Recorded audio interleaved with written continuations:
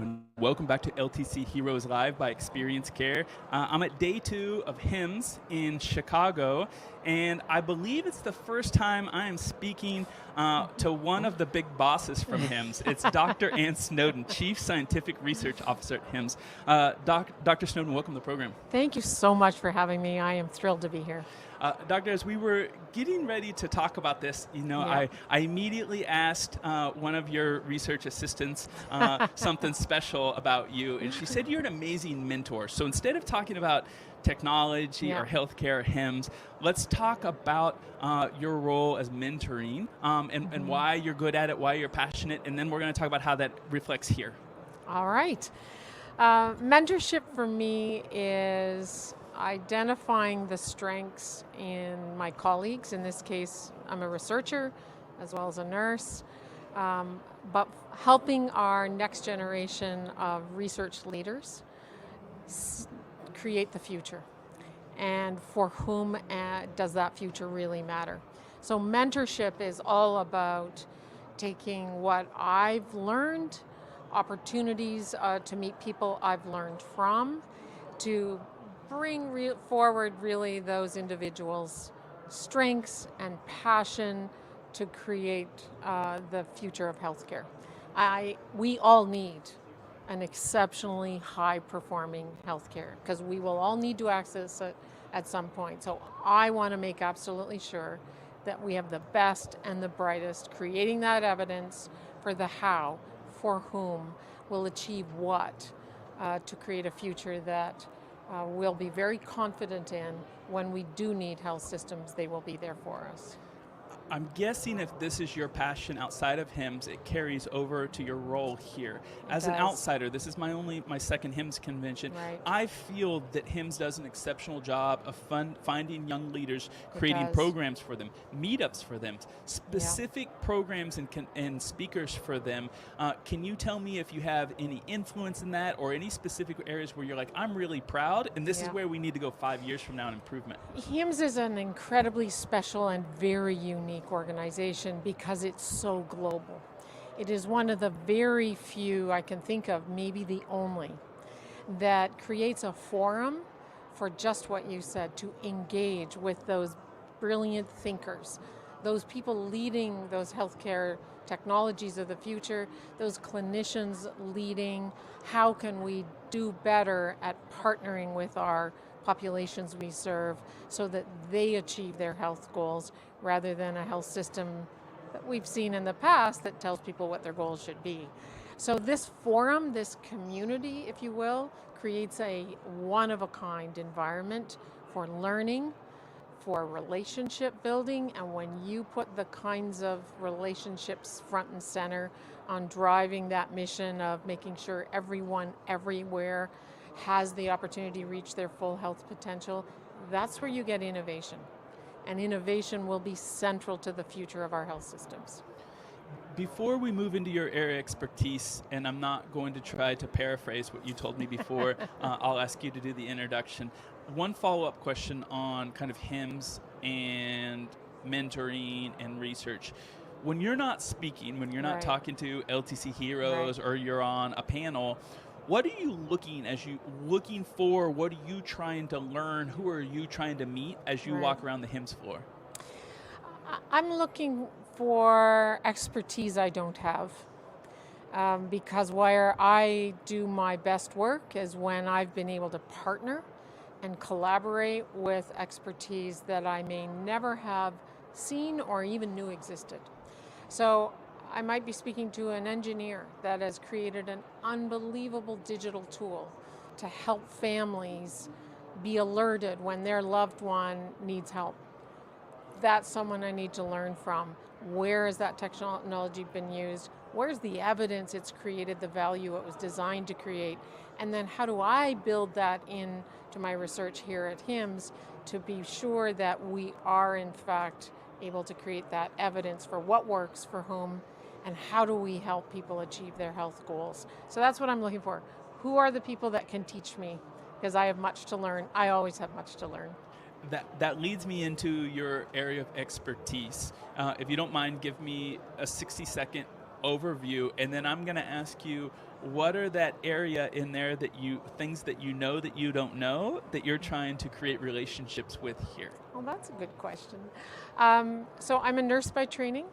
Much of my clinical experience is with children who are critically ill, but I've worked with many adults in different care settings. Critical care started in long-term care, as I mentioned. I'm a full professor in a business school. Why am I in a business school? Because I think our business leaders need to much better understand health. And when they much better understand health, they bring their perspectives and expertise on things like efficiency, productivity, performance, how to make sure we have the health workforce we need to sustain our system. As a researcher, I'm driving the evidence for why does digital transformation matter? What does it achieve for whom? Under what conditions can we create to make sure every person everywhere has access to the care they need, the services they need to be as healthy as they possibly can? So, second part of your question was, what do I need to learn? Mm-hmm. Where I usually spend time learning is, what are those new technologies? I know care delivery. I've been at those bedsides for many patient populations. I've been in classrooms teaching nurses to deliver nursing care, business students to understand health system operations and quality and safety.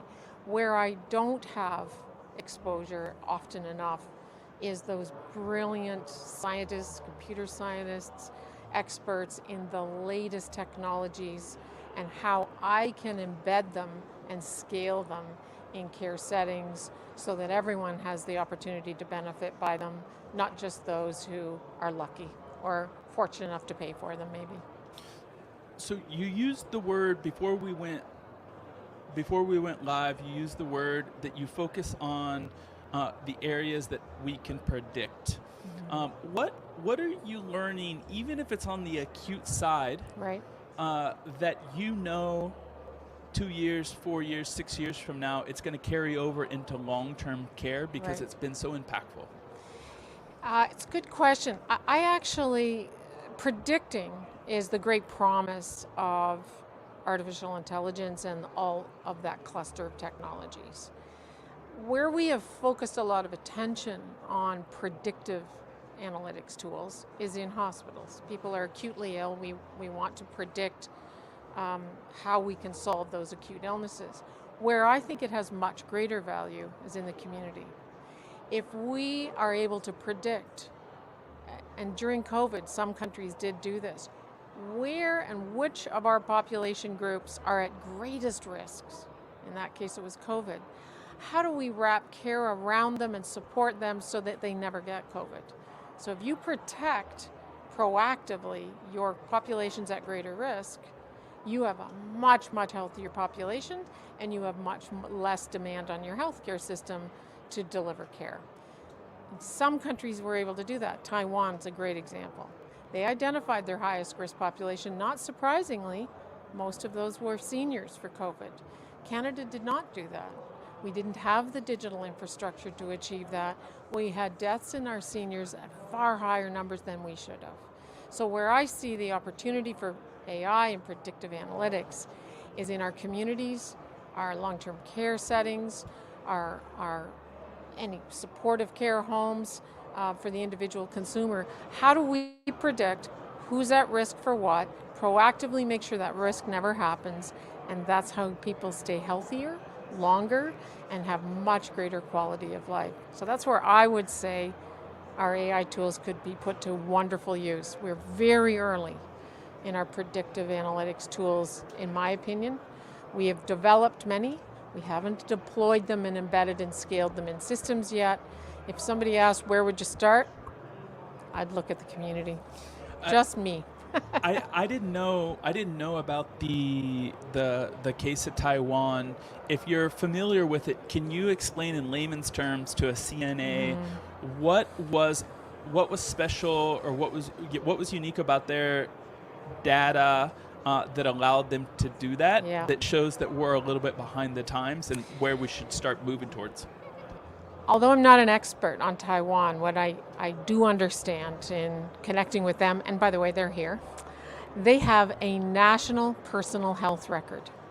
So they have a digital record that can identify every Taiwanese citizen and identify, and because this is a digital capacity or infrastructure, they can immediately search for, all right, who are the citizens that are at greatest risk for this? And of course we know, recently it was COVID, 5 years from now it'll be something else.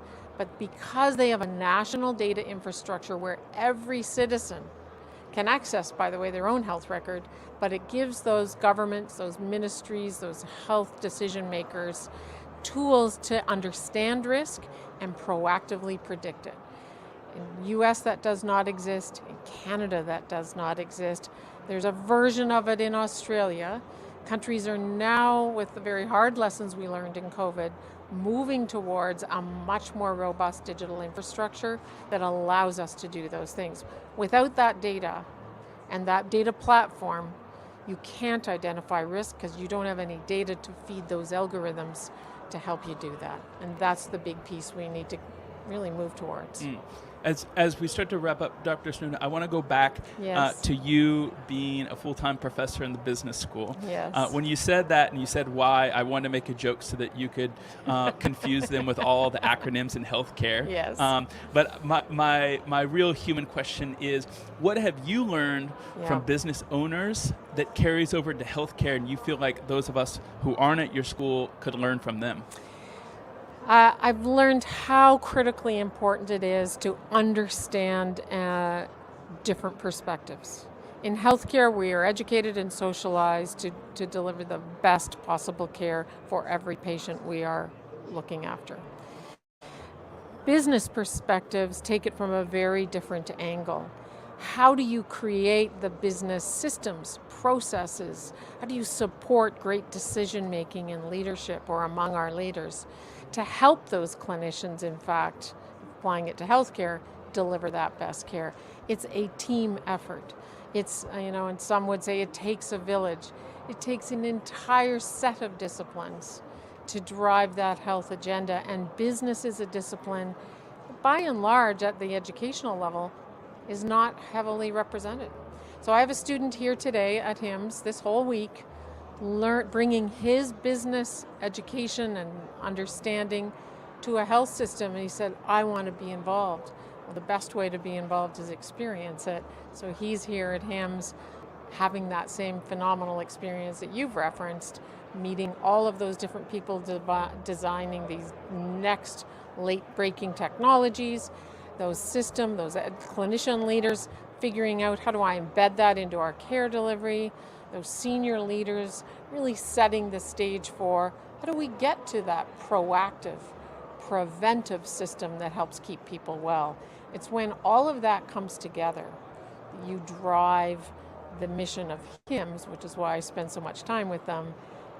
Every human everywhere has the opportunity to realize their full health potential. Dr. Snowdon, thanks for joining me on LTC Heroes. My pleasure. On behalf of my team, thanks for letting me come back to HIMSS. I know you're on the leadership team, and you know what I'm doing right after I turn off this phone call. I'm going to go meet the Taiwanese team to hear about their story. You should. They are amazing. Thank you so much.